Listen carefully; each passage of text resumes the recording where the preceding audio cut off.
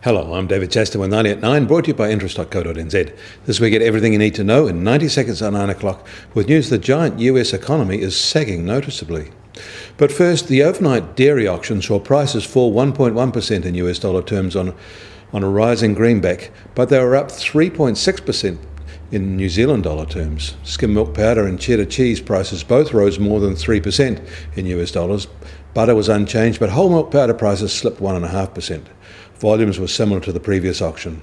There is nothing here that will change the milk payout forecasts.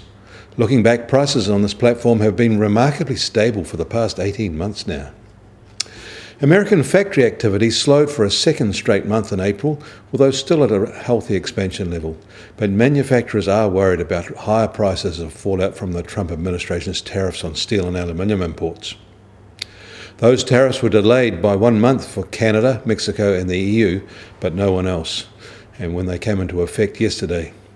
New Zealand and Australia were caught up along with everyone else. Even those who gained the reprieve are ticked off at how all this has been handled. Higher tariffs are not going to make or help American car makers either, or help their customers. Those car makers posted lower new car sales in April as consumer demand continued to weaken and competition intensified. American construction spending fell as well. None of these results will aid their manufacturing sector. And with steel prices going up sharply, the slowdown might be quite fraught. Wall Street thinks so. Stocks are lower today with the Dow down 0.7% at one point, although a late recovery may be underway. The greenback is rising in a risk-off mode and the wait for tomorrow's Fed meeting results. In Canada, their February economic growth picked up, hitting 3% per annum, and that was quite a bit higher than analysts were expecting.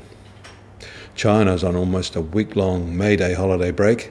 It's a time of very heavy internal travel, but that shadow has allowed a major car manufacturer there to release its first quarter results, and they were very poor. We're also seeing a slowdown in growth in India. In Australia, ANZ is saying the new standards flowing from their Royal Commission into Financial Services will mean that mortgages will be harder to get, more applicants will be treated as marginal, and the whole process will take longer.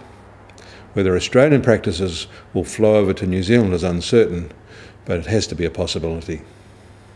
And the US Treasury 10-year yield is now at 2.97%, that's up 2 basis points. The Chinese 10-year yield is unchanged at 3.65%, and the New Zealand equivalent is now at 2.82, that's down 7 basis points. Gold is now at $1,306 an ounce in New York, that's down $12 today, driven by the rising US dollar. Oil prices, however, are lower today, down more than $1 at just under $67.50 a barrel, while the Brent benchmark is just over $73 a barrel. And the Kiwi dollar is starting today down to 70.1 US cents, also on the stronger US dollar. On the cross rates, however, we're marginally stronger at 93.5 Aussie cents and 58.4 Euro cents. That puts the TWI at 72.6, which is unchanged from its time yesterday. I'm David Chaston. That was 90 at 9, brought to you by interest.co.nz.